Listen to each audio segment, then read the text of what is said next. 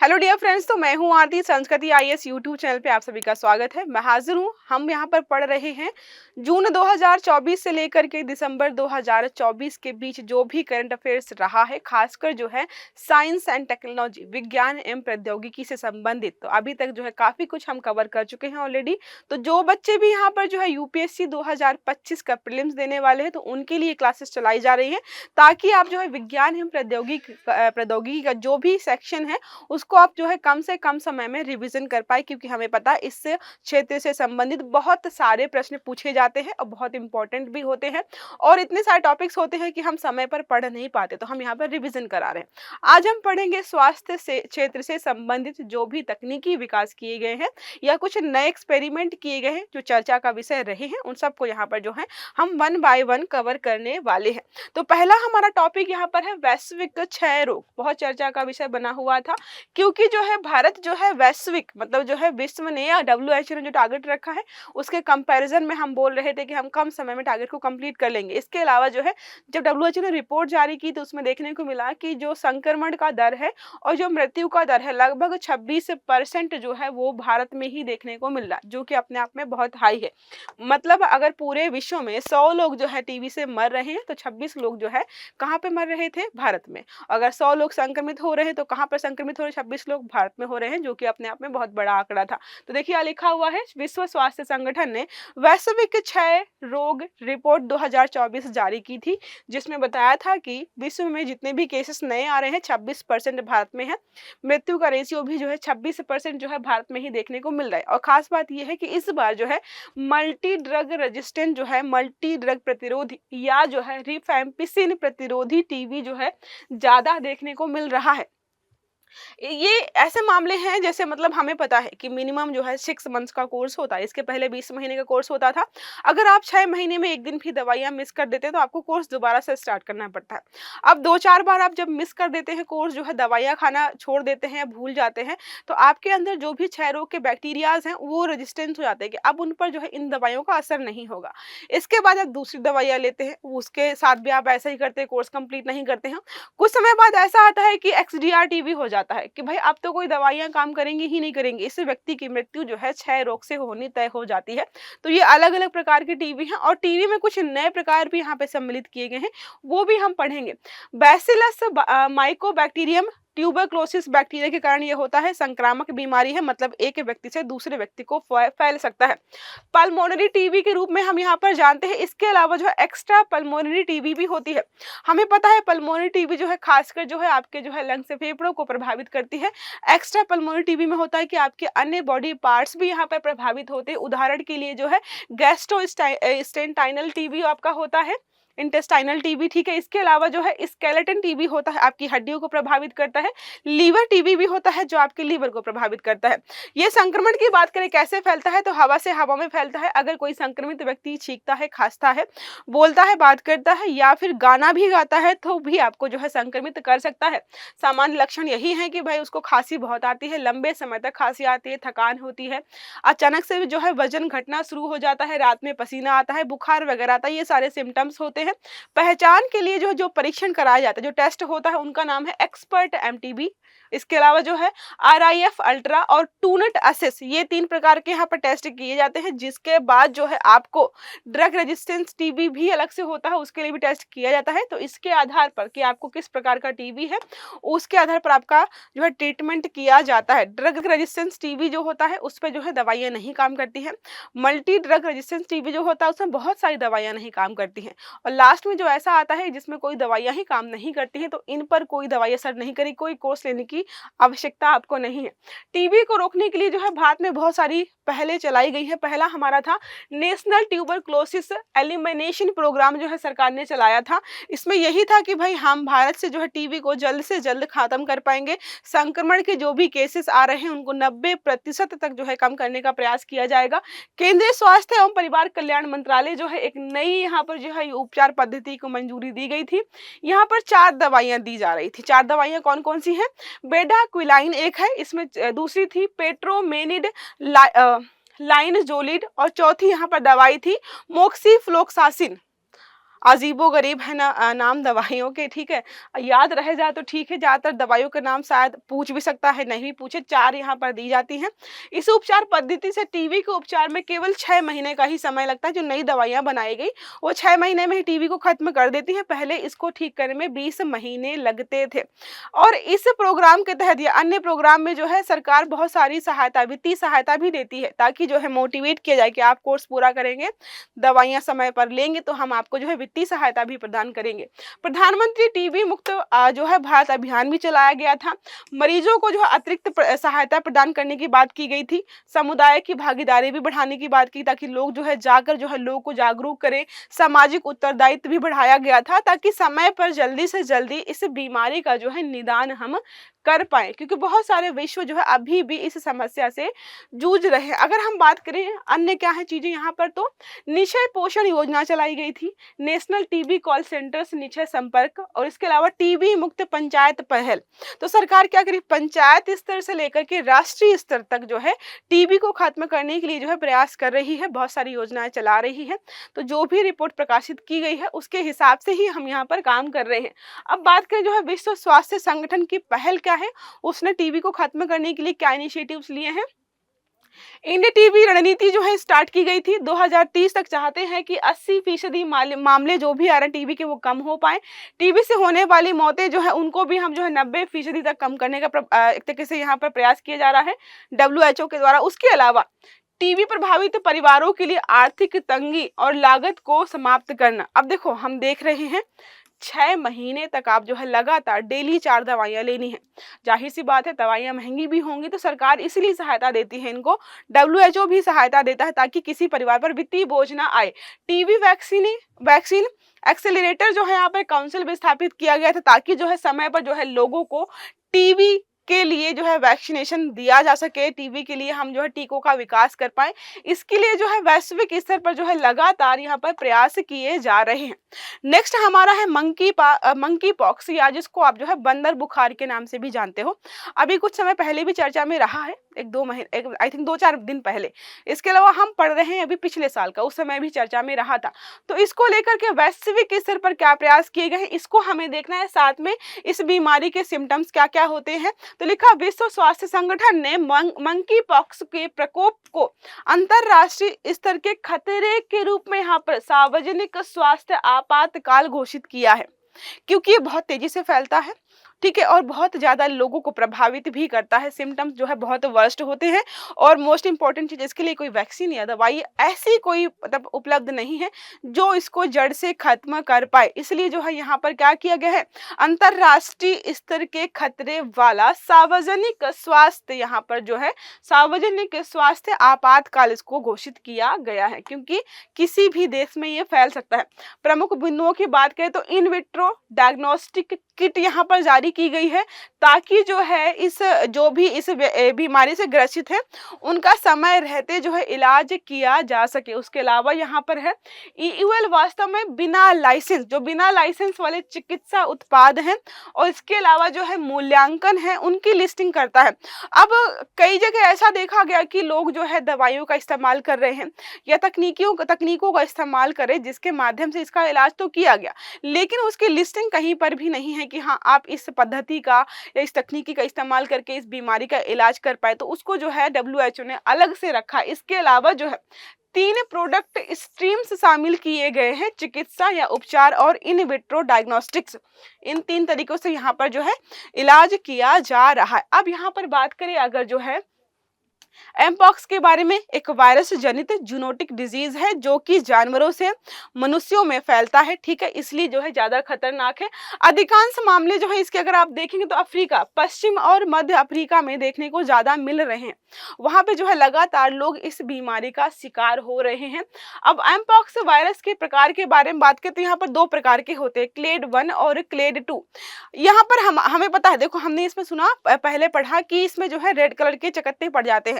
अगर किसी को भी आपके आसपास कभी चेचक हुए होंगे तो चेचक में भी सिम्टम्स सिमिलर होते हैं। तो WHO ने क्या किया है, जो चेचक के लिए विकसित टीके और उपचार हैं उनको जो है आप विशेष परिस्थितियों में, अगर कंडीशन बहुत वर्स्ट है और जो है मरीज वहां पे मर सकता है, तो आप इनका इस्तेमाल भी कर सकते हो। कल को प्रश्न पूछे एमपॉक्स के इलाज के लिए किस प्रकार या किस बीमारी के लिए बनाया गया टीका जो है इस्तेमाल कर सकते हैं या उपचार पद्धति को हम इस्तेमाल कर पाएंगे, तो वो क्या है, चेचक के लिए जो भी हमने बनाया है उसको जो हम यहाँ पर इस्तेमाल कर पाएंगे। अगर इसके अलावा हम इस बारे में बात करें तो WHO ने जो है एमपॉक्स के खिलाफ पहली वैक्सीन प्री क्वालिफाइड किया है, मतलब प्री क्वालिफाइड मतलब अभी शुरुआती स्टेज में है, वैक्सीन बनाई है और वहां पर प्री क्वालिफाइड कुछ स्तर तक जो है उसको मंजूरी दे दी है, फाइनल अभी लॉन्च नहीं किया गया है।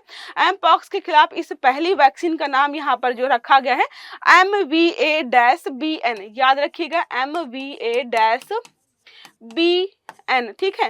तो ये जो है प्री क्वालिफाइड वैक्सीन है किसके लिए, एमपॉक्स के मंकी वायरस या एमपॉक्स के लिए है, ठीक है। एक हालिया स्टडी के अनुसार जो है एमपॉक्स वायरस विकसित होने पर मनुष्यों को संक्रमित करने के लिए जीनोमिक अकॉर्डियन का इस्तेमाल कर रहा है, मतलब खुद ही म्यूटेशन कर रहे हैं और अपने अंदर खुद ही एडिटिंग करके जो है आपको जो है या लोगों को ज्यादा प्रभावित कर रहे हैं, जिसको अगर हम बात करें जीन प्रवर्धन कर रहे हैं और म्यूटेशन के मामले में जो है ये आगे बढ़ रहे हैं और जो है ज्यादा एक बहुचरणीय प्रक्रिया को फॉलो करके जो है ज्यादा लोगों को प्रभावित करें।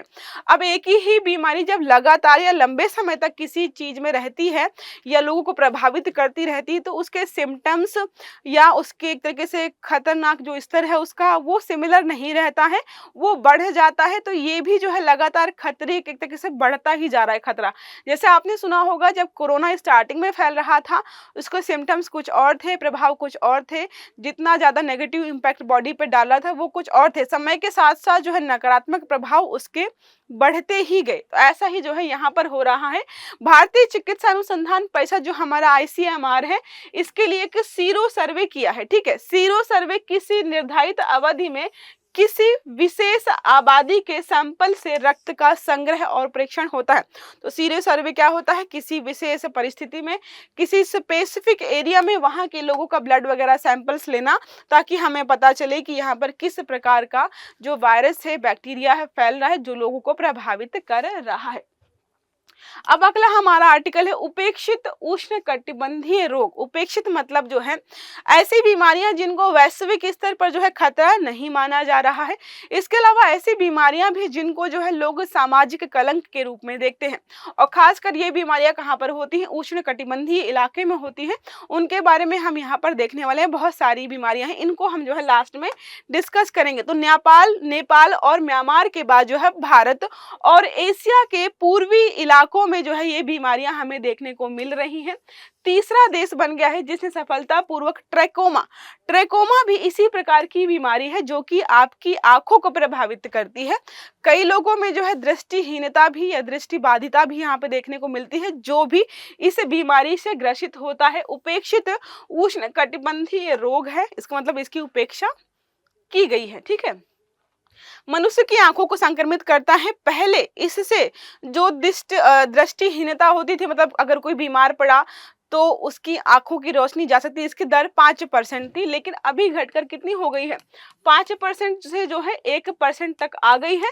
और ये जो बीमारी है संक्रमित अगर कोई व्यक्ति है उसके हाथ से, नाक से, आंखों से जो है फैल सकता है, ठीक है। समय पर इलाज नहीं किया तो आपको जो है व्यक्ति जो भी है दृष्टिहीन हो सकता है। इसकी स्थिति भारत में बात करेगा इसकी, तो 1971 में ट्रैकोमा के कारण जो है 5% लोग यहाँ पर दृष्टिहीन हुए थे, अब 1% ही है। मतलब हमने इस बीमारी को कंट्रोल करने में जो है सफलता हासिल कर ली है। अब बात करें जो है उपेक्षित बीमारियों की, उपेक्षित उष्णकटिबंधीय बीमारियां क्या हैं, कौन सी होती हैं, तो व्याप्ति बीमारियों के समूह को यहाँ पर संदर्भित करता है जो खासकर इसी इलाके में फैलती हैं। और फैलती किस कारण से है, वायरस हो गया, बैक्टीरिया हो गया, परजीवी हो गया, कवक हो गया, इन सब के कारण फैलती हैं। उपेक्षित है क्योंकि वैश्विक स्वास्थ्य एजेंडा जो है, जैसे हमने पढ़ा WHO ने जो है 6 रोग के लिए यहाँ पर एक पूरी लिस्ट बना रखी है, कैसे कम करना है, क्यों कम करना है, कितने लोग प्रभावित हो रहे हैं। लेकिन जो लिस्ट यहाँ पे हम देखेंगे ना जिन बीमारियों की, उसको लेकर के विश्व में कहीं पर भी कोई चर्चा नहीं है, वो कोई प्रयास नहीं कर रहे हैं, ठीक है। इसके अलावा यहाँ पर इनको कोई वित्त पोषण भी नहीं मिलता है कम करने के लिए, और इनको सामाजिक कलंक की नजरों से देखा जाता है। कोई व्यक्ति अगर इस बीमारी से ग्रसित है तो लोग जो है उसको उपेक्षित करते हैं। भारत में जो है विश्व स्तर की 10 प्रमुख बीमारियां हैं। यहाँ पर अलग अलग प्रकार की, जैसे हुकवर्म हो गया, डेंगू हो गया, लसीका हो गया, फाइलेरिया, कुष्ठ रोग, स्किन डिजीज जो होती है आपकी, काला आजार है, रेबीज है, स्कारियासिस है, ट्राइक्यूयासिस है आपका, ट्रेकोमा है जो कि हमने अभी ऑलरेडी पढ़ा, सिस्टिस कोर्सिस है। ये अलग अलग प्रकार की 10 लगभग बीमारियां ऐसी है जो कि इसी कैटेगरी में रखी गई हैं। अभी कुछ दिन पहले था 2002 में भारत को जो है WHO ने एक गिनी वर्म रोग था, उसके अलावा दूसरा था याज को 2010 में मुक्त घोषित किया। मतलब भारत से ये 2 बीमारियां जो कि इसी कैटेगरी की थी, इनको जो है खत्म कर दिया गया है 100%। कहां से? भारत से। अगला हमारा आर्टिकल है एवियन इन्फ्लुएंजा। एवियन मतलब क्या है? मतलब वो ऐसी बीमारी जो कि पक्षियों को प्रभावित कर रही है। ज्यादातर पक्षी हम देखते हैं तो मुर्गियों के बारे में बात करते हैं। देखो यहाँ पे मुर्गी की इमेज भी लगी हुई है। तो क्या हम पढ़ेंगे? Avian influenza. तो एवियन इन्फ्लुएंजा की वजह से लगभग दुनिया भर की 300 मिलियन से अधिक पक्षियों की मौत हो चुकी है। 300 मिलियन पक्षी मर चुके हैं इस इन्फ्लुएंजा की वजह से। तो इसलिए ये है बहुत ज़्यादा चर्चा का विषय बना हुआ था। जब ऐसी बीमारी फैलती है तो लोग इलाज बाद में ढूंढते हैं। इन्फेक्टेड प्रजातियों मतलब इन्फेक्टेड पक्षियों को पहले निपटाने का सोचते हैं। इंसानों का तो ऐसा नहीं होता है कि इंसान किसी वायरस से ग्रसित है तो चलो उनको मार देते हैं पहले, ताकि लोगों को बाकियों को ना फैले। लेकिन जब पशु पक्षियों में कोई ऐसी बीमारी फैलती है तो क्या कदम उठाया? चलो उनको मार देते हैं, जो बचे हुए हैं एटलीस्ट वो इन्फेक्ट ना हो, बीमारी का इलाज हम बाद में ढूंढेंगे। तो थोड़ा सा तो यहाँ पर डोलमाल है मामला। अब बात करें यहाँ पर क्या है, तो एवियन मतलब पक्षी, इन्फ्लुएंजा टाइप ए यहाँ पर जो है वायरस के संक्रमण से होने वाली बीमारी है। सरफेस पर मौजूद 2 प्रोटीनों के आधार पर, जैसे आपने पढ़ा होगा जो है H और N 2 प्रोटीन होते हैं, अलग अलग पक्षियों में अलग अलग प्रकार के होते हैं, इनके टाइप भी अलग हैं। अगर H की बात करें तो हेमाग्लोबुटिनिन, ठीक है, इसको बोलते हैं। और जो N हमारा होता है न्यूरोमिनीडेस। ये 2 प्रकार के प्रोटीन्स होते हैं जिनकी वजह से अब इनका रेशियो कितना है उसके आधार पर बीमारी की एक तरीके से खतरनाक स्थिति है या नहीं है उसको तय किया जाता है। इन्फ्लुएंजा ए वायरस के H और N सब टाइप सियालिक एसिड जो होते हैं उसके आधार पर जो है बताते हैं कि परस्पर विरोधी गुण हैं, लेकिन इसके कारण जो है बीमारी कैसे और क्यों फैलेगी ये भी हमें यहाँ पर पता चलता है। एवियन के मामले में जो है, जो हमने पढ़ा अभी एवियन इन्फ्लुएंजा, इसमें H के 18 प्रकार के अलग अलग सब टाइप होते हैं और N के जो है 11 अलग अलग प्रकार के सब टाइप होते हैं। मतलब जो है H1, N2, H3, N5 अलग अलग जो है, ये जो हमारा H है 18 तक जाएगा और जो N है वो कितने तक जाएगा? 11 तक। किसमें? एवियन इन्फ्लुएंजा में। अगर पक्षियों में बात करें जो अलग अलग प्रकार के होते हैं, पक्षियों में जो है H के 16 और N के 9 सब टाइप होते हैं। चमगादड़ में 2 अतिरिक्त सब टाइप होते हैं जो होते हैं H17 N10 और जो है H18 N11। ये स्पेशल किसके हैं? ये स्पेशल है चमगादड़ के, ठीक है। तो यहाँ तक समझ में आ गया आपको। फिर देखिए क्या लिखा है, वर्गीकरण की बात करें कैसे इनको अलग अलग रखते हैं। तो कम रोगजनक क्षमता मतलब जो कम इन्फेक्ट करते हैं उनको जो है हम इस कैटेगरी में रखते हैं, ठीक है। एवियन इन्फ्लुएंजा ए वायरस कहते हैं। जैसे हमारा H4N6 हो गया। अधिक रोगजनक क्षमता वाले जो है यहाँ पर H5N1 जो है ज्यादा लोगों को प्रभावित करते हैं, तो वहां पर इनकी कैटेगरी अलग अलग डिसाइड करके रखी गई है। नेक्स्ट हमारा आर्टिकल है चांदीपुर वायरस। कई बार होता है कि वायरस का नाम जो है उस जहां पर ये पहली बार देखा गया है, जहां पर फैला है उसी के आधार पर नाम रखा। तो भारत में फैला था, चांदीपुर वायरस के नाम से इसको जाना जाता है। बहुत बड़े स्तर पर उस एरिया में फैल रहा था, इसी के आधार पर नाम रखा गया। तो भारत को लेकर विश्व स्वास्थ्य संगठन ने वैश्विक अलर्ट जारी किया था, पिछले साल का है। कहा गया था कि भारत में चांदीपुर वायरस जो है, चांदीपुरा वायरस मौजूदा प्रकोप जो है 20 वर्षों में सबसे बड़ा प्रकोप है। कई बीमारियां ऐसी होती हैं किसी स्पेसिफिक इलाके में फैलती हैं और हर मौसम में आकर फैलती हैं। जैसे हमने पैंडेमिक पढ़ा था। तो एक प्रश्न मेरा ये है आपसे कि अगर कोई बीमारी किसी भी इलाके में हर मौसम में आती है, 200-400-500 लोगों को प्रभावित करती है, उसके बाद वो चलते बनती है, तो इसको क्या बोलेंगे? क्योंकि पेंडेमिक हमें पता है पूरे विश्व को प्रभावित करने वाली बीमारी होती है, तो आपको जो है ये बताना है। ओके, चांदीपुरा वायरस क्या है? तो वेसिकुलो वायरस है ये, ठीक है। यहाँ पर इसको इसी नाम से जाना जाता है। रबडो विरिडे फैमिली से संबंधित है। फैमिली का नाम याद रखिएगा, क्योंकि कई बार होता है कि ये वायरस किस फैमिली से संबंधित है, क्या है इसके सिम्टम्स, ये कई बार आपसे पूछता है और हमें जो है कंफ्यूजन में हम कंफ्यूज रहते हैं कि क्या लिखें, क्या है, याद नहीं आता है। अगर बात करें तो भारत में कहाँ पर फैला है? भारत के पश्चिमी, मध्य और दक्षिणी भागों में आपको विशेष रूप से देखने को मिलेगा। कब फैलता है? मानसून के दौरान फैलता है। एक पर्टिकुलर टाइम है, इस टाइम जैसे आप देखते हो ना, कई बार देखते होगे आपकी, अरे मौसम बदल रहा है तो लोगों को खांसी जुकाम फ्लू वगैरह हो रहा है, नॉर्मल हो जाता है। एक दो हफ्ते में या 2-4 दिन में लोग नॉर्मल हो जाते हैं कि मौसम बदला है। तो ऐसा ही एक बीमारी है जो चांदीपुरा वायरस के नाम से जानी जाती है, जो कि भारत के पश्चिमी, मध्य और दक्षिणी वाले इलाके को प्रभावित करती है। मानसून के मौसम में यहाँ पर जो है दस्तक देती है, जिसको बोलते हैं एक्यूट इंसेफेलाइटिस सिंड्रोम के नाम से जो है इसको जाना जाता है। संक्रमण क्या है? तो ये सैंड फ्लाई, मधुमक्खियां जो होती हैं, सैंड फ्लाई मतलब मक्खियां, ठीक है, मच्छरों के या किलनी जैसे ये जो आपको काटते हैं, इन्फेक्टेड होते हैं अगर, तब आप जो है इस बीमारी का शिकार होते हो। लक्षण क्या है? बुखार, उल्टी, दस्त या सिर दर्द, ये नॉर्मल सिम्टम्स हैं, बहुत सारी बीमारियों में देखने को मिलते हैं। मैंने आपको जैसे बताया, जब भी मानसून वगैरह आता है तो ये आपको बहुत ज़्यादा प्रभावित करते हैं। बहुत सारे लोग जो है इनसे प्रभावित रहते हैं। अभी तक इसके उपचार के लिए कोई भी एंटी रेट्रोवायरल उपचार या टीका नहीं बनाया गया है। ऐसा होता है, जब तक कोई बीमारी ना 2-4-5 हजार लोगों को निपटा ना दे, तब तक सरकार या वैश्विक स्तर पर जो है कोई बड़े प्रयास किए नहीं जाते हैं। जैसे हमने देखा, कोरोना की वैक्सीन बना दी फटाक से इन्होंने, क्यों? क्योंकि पूरा विश्व प्रभावित हो गया। खासकर जो है डेवलप्ड, विकसित देश बहुत ज्यादा प्रभावित हो रहे थे, इसलिए जो है क्या किया गया, तुरंत वैक्सीन बना दी गई। पूरे विश्व में हर देश ने प्रयास किया जल्दी से जल्दी वैक्सीन बनाई जाए, इलाज संभव किया जाए। जब कोई बीमारी किसी स्पेसिफिक इलाके को प्रभावित करती है तो उसको लेकर जो है सरकार भी थोड़ा सा ऐसी रहती है, बहुत प्रयास नहीं करती है। उसके अलावा वैश्विक स्तर पर भी उसको लेकर बहुत बातचीत नहीं हो पाती है। अब बात करें यहाँ पर जीनो ट्रांसप्लांटेशन, नाम से पता चला कि ट्रांसप्लांटेशन किया जाना है। और किसका ट्रांसप्लांटेशन है? तो यहाँ पर सुअर के बॉडी पार्ट्स का किसी मनुष्य के बॉडी पार्ट्स एक तरह से रिप्लेस करके या खराब हो गए थे, वहां पर ट्रांसप्लांट किया गया था, जिसके बाद जो है मृत्यु हो गई उसमें उस जो है व्यक्ति की। तब यहाँ पर जो है जीनो ट्रांसप्लांटेशन जो है बहुत चर्चा में आया था। अब सुअर से क्यों करते हैं? क्योंकि हमें पता है सुअर के काफी हद तक बॉडी पार्ट्स, उपापचय प्रक्रिया, काफी चीजें जो है हम मनुष्य की बॉडी से मिलती जुलती हैं। इसलिए जो है जब भी यहाँ पर ट्रांसप्लांटेशन होता है बॉडी पार्ट्स का, तो वो सुअर से ही लेने का प्रयास किया जाता है। देखिए क्या लिखा है, प्रत्यारोपण के जरिए आनुवांशिक रूप से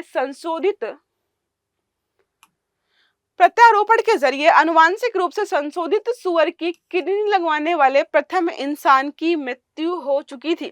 अब कुछ लोगों को लग रहा होगा शायद नॉर्मल जो है ज्यादा दिन जिंदा रहते, और ऐसे जो है किडनी लगवाई बेचारे सुअर को भी खत्म कर दिया, उसकी तो मौत हो सकती है हो गई हो, और इंसान की भी हो गई।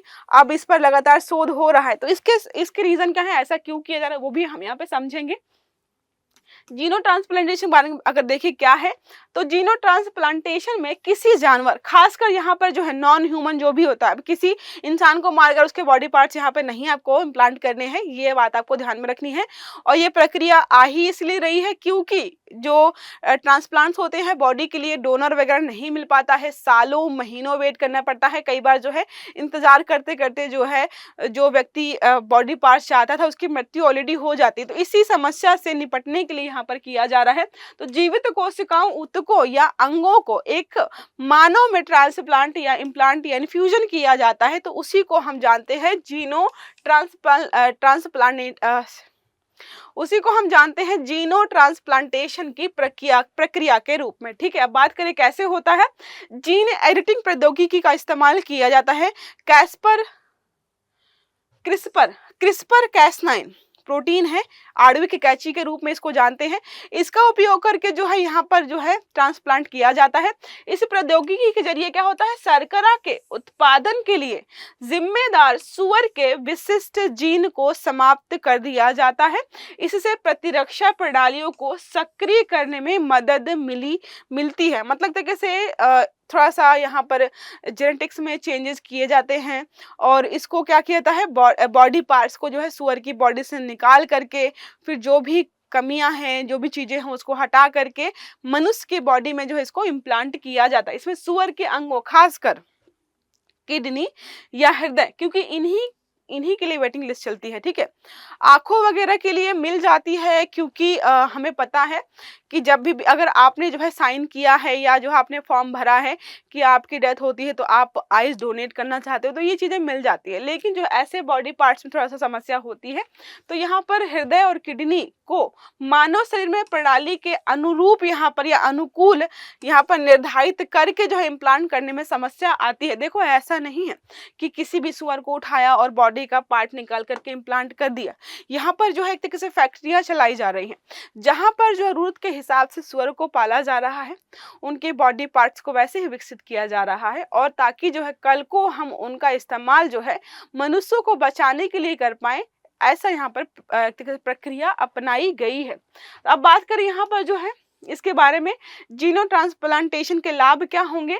जो भी जानलेवा रोग हैं उनसे जो है हम निदान पा पाएंगे। जो भी व्यक्ति जो है सच में बच नहीं सकता है उसको हम बचा पाएंगे। प्रत्यारोपण के लिए आवश्यक अंगों की जो कमी है हमारे यहाँ पर, उसको हम दूर कर पाएंगे। अब मुख्य चिंताएं क्या हैं? मुख्य चिंताएं ये हैं कि पहली बात तो है जानवरों को लोग पालेंगे मारने के लिए। वैसे तो पालते हैं ही इन सब जानवरों को, जैसे सुअर हो गया आपका, इसके अलावा जो है मुर्गी वगैरह होगी, मुर्गी पालन, और भी अन्य प्रकार के जानवरों को लोग पालते हैं ताकि जो है कल को इनको बेचकर जो है पैसे कमाएंगे। लेकिन यहाँ पे क्या किया जाएगा, जानवरों के अंगों को मानव शरीर द्वारा अस्वीकार करने की दर बहुत ज्यादा है। अब कोई हार्ट जो है सुअर के अंदर लगा था, अब वो ठीक से फंक्शन करेगा, हमारी बॉडी में नहीं करेगा। इसको लेकर चिंताएं भी हैं और बहुत कम चांसेस होते हैं जहां पर सफलतापूर्वक चीजें हो पाती हैं। किसी जानवर के अंग से मानव अंग में संक्रमण हो जाए, कल को कोई ऐसी, अब मान लीजिए कि किसी व्यक्ति में सफलतापूर्वक तो हो गया ये, ठीक है, प्रोसेस जो है कंप्लीट हो गया, कल को कोई उसको आनुवांशिक बीमारी हो जाए और ऐसी बीमारी हो जाए जो कि इम्प्लांटेशन की वजह से आई थी, तो उसका निदान पाने में जो है साइंटिस्ट परेशान हो जाएंगे, क्योंकि जो है समस्या भी अलग प्रकार की होगी। इसके अलावा प्रक्रिया को पशु कल्याण के विरुद्ध माना जाता है।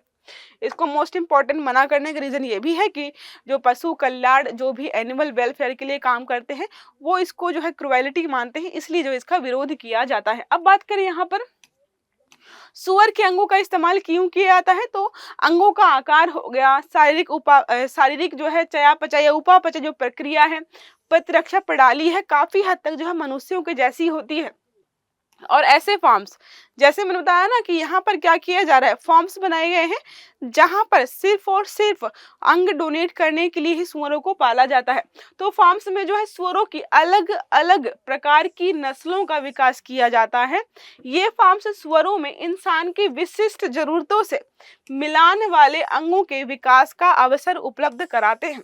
तो इसी प्रकार से रखा जाता है कि भाई इस सुअर को ऐसे पालना है, ऐसे खिलाना पिलाना है कि इसका हार्ट, इसके लंग्स जो हैं अच्छे से काम करें, स्वस्थ रहें, इम्प्लांट हम करें, कोई समस्या ना आए।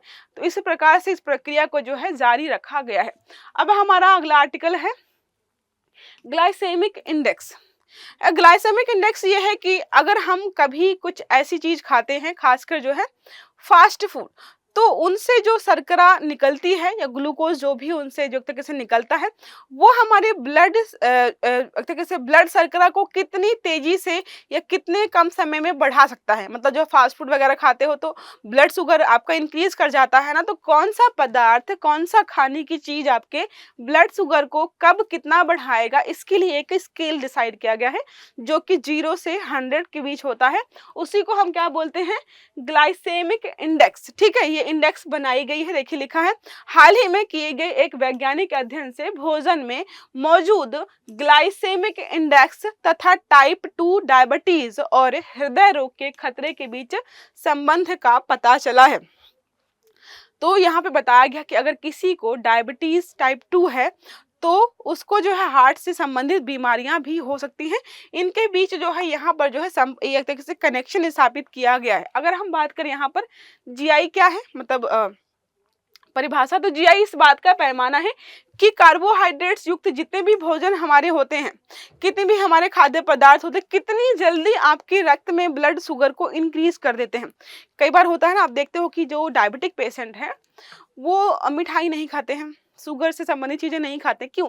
क्योंकि वो उनका ब्लड शुगर और हाई कर देंगे। जब ब्लड शुगर हाई कर देंगे, डायबिटिक पेशेंट है उसकी जान जा सकती है। इसलिए जो है यहाँ पर सबको तय किया गया ताकि लोगों को पता रहे कि भाई अगर आपको डायबिटीज है, आपको जो है ये पदार्थ के प्रकार के जो भोज्य पदार्थ है या खाना है ये आपको नहीं कंज्यूम करना है। यह इंडेक्स शुद्ध ग्लूकोज जिसका जो है IG इंडेक्स में कितना मान है, 100 है, ठीक है। शुद्ध ग्लूकोज जो होता है उसका 100 रखा गया है, की तुलना कार्बोहाइड्रेट में युक्त खाद्य पदार्थों को रक्त में शुगर बढ़ाने की उनकी क्षमता के आधार पर यहाँ पर जो है 0 से 100 के बीच जो है पैमाने पर रैंकिंग दी जाती है। अब यहाँ पर जीआई के निर्धारण के लिए कौन कौन सी चीजें शामिल की गई है। पहला तो यहाँ पर होता है आंतरिक कारकों के आधार पर कि कोई सब्जी है, फल है, फ्रूट है, फास्ट फूड है, उसमें अमाइलेज कितना है, वसा कितनी है, प्रोटीन कितना है, फाइटिक एसिड कितना है, फाइबर कितना है, और जो है रेसिस्टेंस स्टार्च कितना है, ये सब देखा जाता है। फिर उसके अलावा जो है बाह्य कारक कि पकाने की जो विधि है या तरीका है वो क्या है। जैसे हम देखते हैं कि कोई भी जो है ऑयली फूड है जिसको तेल में बिल्कुल 4 बार तला गया है, उसमें हम मानते हैं कि भाई ये हमारे स्वास्थ्य के लिए बहुत खतरनाक है। तो आलू है, नॉर्मल आलू है, ठीक है, उसमें हमें पता है कि क्या क्या होता है, तो वो आपके लिए स्वास्थ्य के लिए फायदेमंद है, हानिकारक है, उसका एक स्तर अलग है। लेकिन आप उसके पकौड़े तल के खा लें तो जो है ये आ जाएगा हमारे दूसरे तरीके में, ठीक है। तो देखो क्या है, पकाने का तरीका क्या है, प्रसंस्करण मतलब क्या क्या उसको प्रिजर्व करने के लिए मिलाया गया है। रेट्रो जो है ग्रेडेशन यहाँ पर देखा जाता है, भिगोने और अंकुरित करने से निर्धारित होता है कि कौन कितना आपके लिए फायदेमंद है और कौन कितना नुकसानदायक होने वाला है।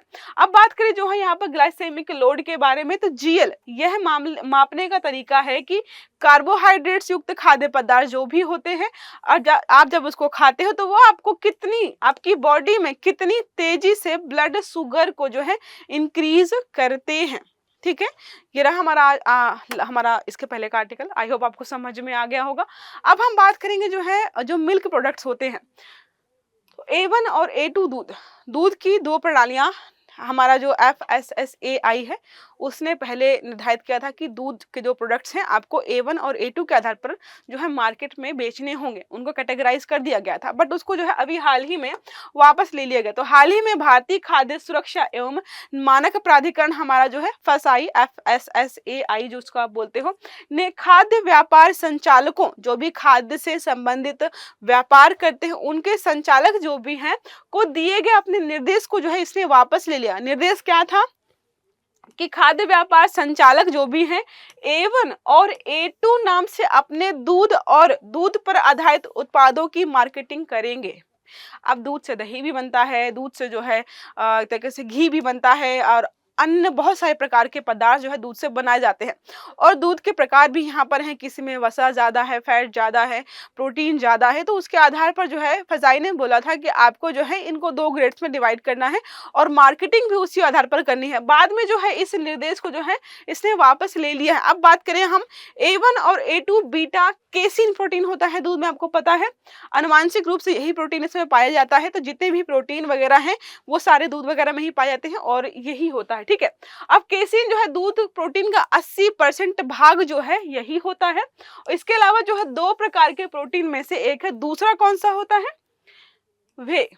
तो 2 प्रकार के प्रोटीन होते हैं दूध में, एक होता है केशिन प्रोटीन जो कि 80% होता है, दूसरा होता है वे प्रोटीन जो कि होता है मात्र 20%। तो यहाँ पर देखें दोनों के अमीनो एसिड और अनुक्रम दोनों ही अलग अलग हमें यहाँ पे देखने को मिलते हैं।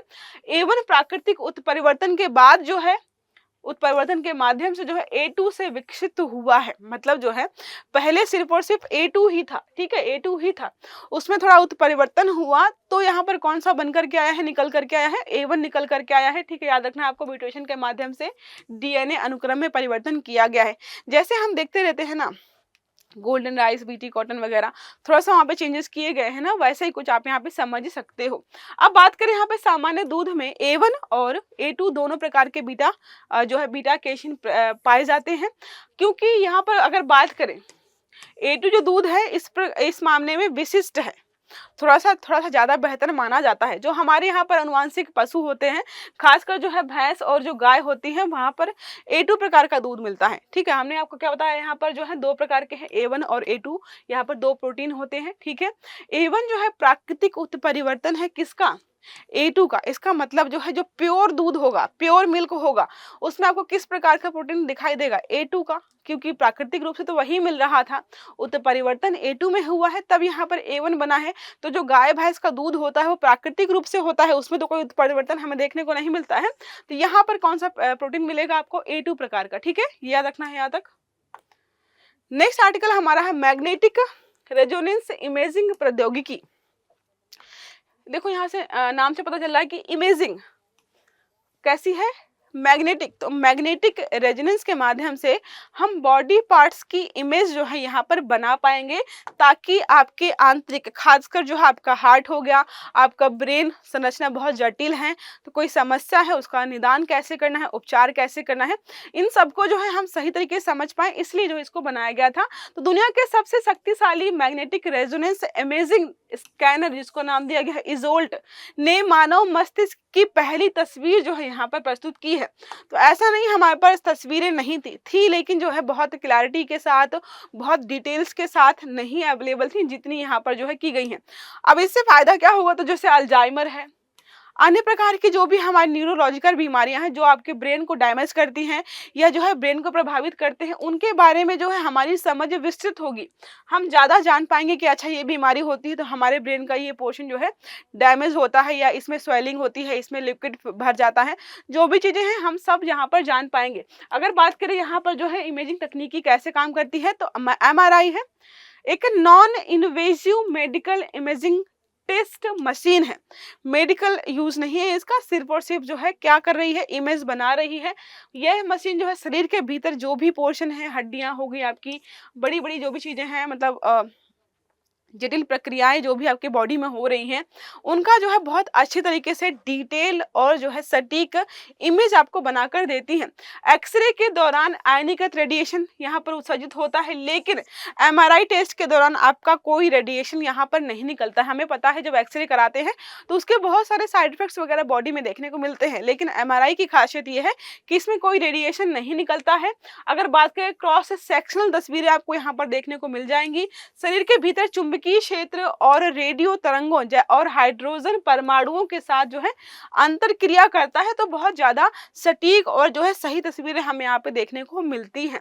अब अगर हम बात करें यहाँ पर जो MRI के उपयोग क्या है, तो दिखाई दे रहा है कि लैब वगैरह में जो है बॉडी पार्ट्स की तस्वीरें निकालने के लिए, ताकि जो है बीमारी को सही तरीके से हम समझ पाएं, स्पष्ट रूप से देख पाएं। आपका माइंड हो गया, हार्ट हो गया, कैंसर जैसी बीमारियां जो भी हैं, उनका व्यापक रूप से हम यहाँ पे इमेज के माध्यम से जो है सही तरीके से इलाज कर पाए, ये हमारा हो गया। हमने थोड़ी देर पहले देखा था रेडिएशन थेरेपी सुविधा। तो रेडिएशन में क्या होता है, रेडिएशन आपकी बॉडी पे छोड़ा जाता है, जिसके माध्यम से कुछ इमेज बनती है, तो आपको पता चलता है कि हाँ यहाँ पर क्या बीमारी है। कई बार जो है रेडिएशन के माध्यम से इलाज भी किया जाता है। तो यहाँ पर है दिल्ली के लेडी हार्डिंग मेडिकल कॉलेज ने रेडिएशन थेरेपी सुविधा शुरू की है। तो रेडिएशन के माध्यम से बीमारियों का इलाज किया जाएगा, यहाँ पर शुरू किया गया है दिल्ली में।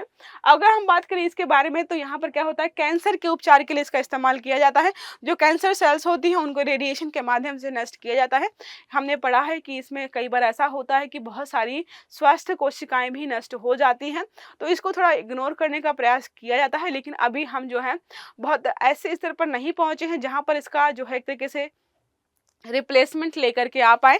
तो अभी इसी तकनीक का इस्तेमाल करके हम यहाँ पर काम कर रहे हैं। ऐसे आयनकारी रेडिएशन के उदाहरण यहाँ पर हैं, एक्सरे हो गया, गामा किरणें हो गया, हाई एनर्जी इलेक्ट्रॉन्स या हैवी पार्टिकल्स यहाँ पर जो है छोड़े जाते हैं। अब बात करें महत्व क्या है, तो ये ब्रेन हो गया, स्तन हो गया, आपका सिर व गर्दन है, सर्वाइकल कैंसर है आदि के लिए अत्यधिक प्रभावी उपचार के रूप में देखा जाता है। अच्छा विकल्प है अभी, इसे जो है कम समय में और जो है पेनलेस ट्रीटमेंट होता है। इसमें कोई सर्जरी काट-पीट नहीं करनी है, आराम से इलाज हो जाता है, इसलिए जो है अभी इसको बहुत प्रायोरिटी में रखा गया है। स्वस्थ जो भी ऊतक होते हैं, कम से कम नुकसान पहुँचता है, तो स्वस्थ ऊतक तो नुकसान यहाँ पे पहुँचता है। लेज़र ट्रीटमेंट आपने देखा होगा ना, उसके कंपैरिज़न में जो थोड़ा-सा यहाँ पर नुकसान आपकी बॉडी को कम होता है। हाँ, बाद में बात करें तो जो भी लोग इस ट्रीटमेंट को लेते हैं, उनमें कुछ साइड इफ़ेक्ट्स होते हैं, भूख ना लगना, चक्कर आना, कई बार लोगों के बाल भी झड़ जाते हैं, तो साइड इफ़ेक्ट्स तो होते हैं इसके। इसीलिए जो है हम कोशिश कर रहे हैं कि और अच्छी तकनीकी यहाँ पर लेकर के आएँ, जो कि है प्रोटॉन थेरेपी यहाँ पर है, नई तकनीकी है, अभी इस पर काम चल रहा है। कैंसर प्रभावित कोशिकाओं को नष्ट करने के लिए जो है अत्याधुनिक है और अत्यधिक सटीक रेडिएशन के माध्यम से जो है उपचार किया जाता है।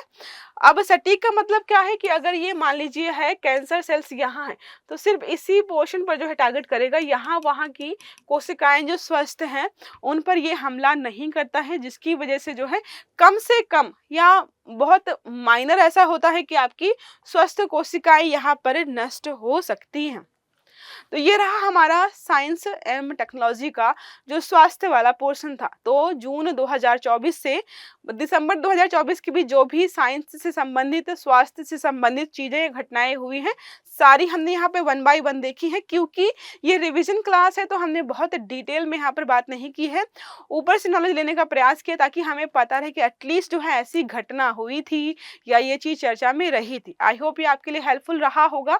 तो क्लास को लाइक ज़रूर करिएगा और चैनल को सब्सक्राइब करिएगा ताकि जितने भी हमारे आर्टिकल्स हैं वो आपको समय पर मिलते रहें। अच्छे से पढ़िएगा। Have a good day. Thank you.